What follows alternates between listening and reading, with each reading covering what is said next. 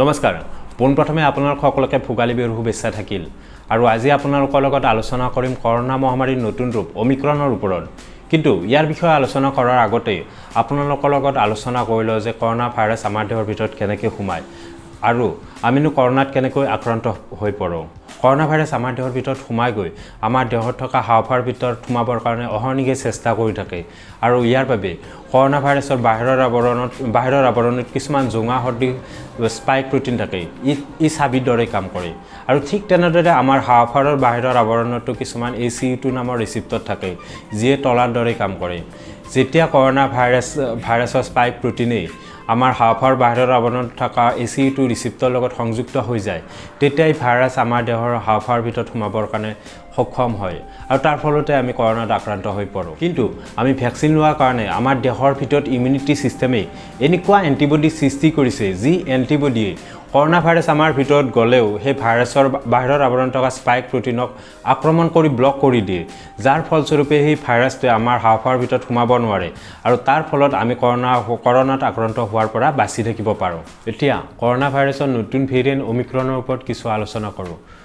এই ভাইৰাছটো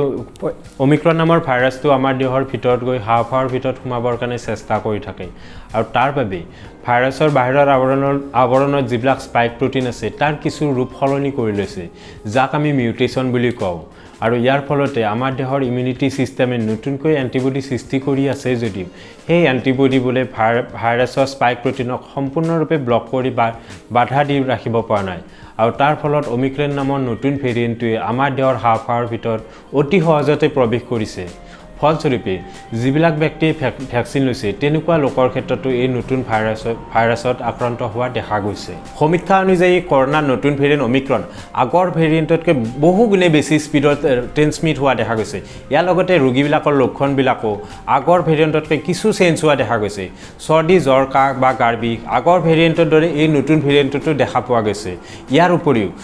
ৰোগীবিলাকৰ ভোক নলগা লগতে ডিঙিৰ শিৰশিৰণি আদিবোৰ লক্ষণো এই নতুন ভেৰিয়েন্টত দেখা পোৱা গৈছে কৰোনাৰ আগৰ ভেৰিয়েন্ট কেইটাত জিভাৰ সোৱাদ নলগা লগতে দেহত অক্সিজেন লেভেল কমি যোৱা এনেকুৱা লক্ষণ দেখা গৈছিল কিন্তু নতুন ভেৰিয়েন্ট ওমিক্ৰনৰ এনেকুৱা কোনো লক্ষণ দেখা পোৱা যোৱা নাই ৱৰ্ল্ড হেল্থ অৰ্গেনাইজেশ্যন অথবা WHO মতে যিবিলাক ব্যক্তিয়ে ভ্যাকচিন লৈছে তেনেকুৱা ব্যক্তিও এই নতুন ভেৰিয়েন্ট ওমিক্ৰনত আক্ৰান্ত হৈছে যদিও তেওঁলোকৰ বেমাৰৰ তীব্ৰতা আৰু মৃত্যুৰ হাৰ ভ্যাকচিন নোলোৱা ব্যক্তিতকৈ বহুত গুণে কমি আছে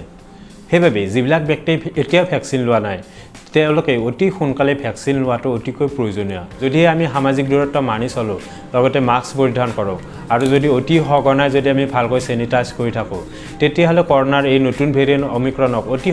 অতি সহজে আমি প্ৰতিহত কৰিব পাৰিম so stay safe stay healthy ধন্যবাদ